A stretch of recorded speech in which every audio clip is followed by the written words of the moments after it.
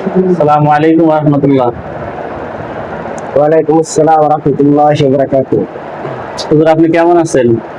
আলহামদুলিল্লাহ, আপনাদের দোয়া এবং আল্লাহর রহমতে খুবই ভালো আছি।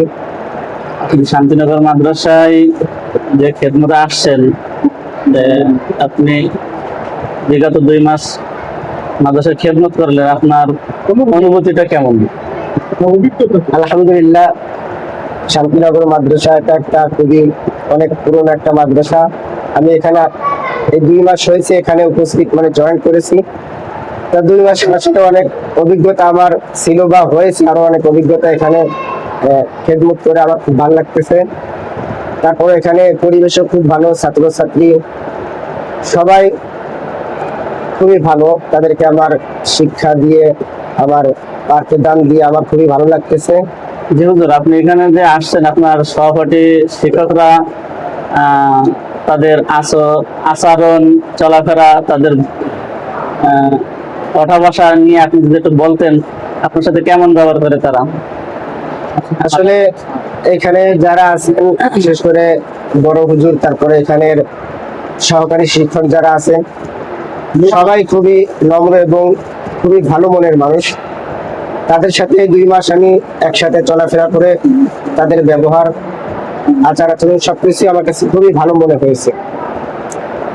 কেননা এখানে যারা আছেন সবাই মসজিদের সাথে সংযুক্ত রয়েছেন।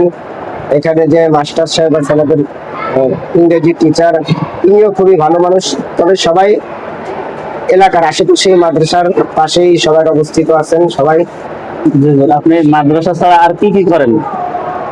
কোথায় আর জব করেন? আমি মাদ্রাসার পাশাপাশি আমার একটা মসজিদ আছে, মানে এটাও আমার এই মাদ্রাসার পাশেই, বেশি দূরে না।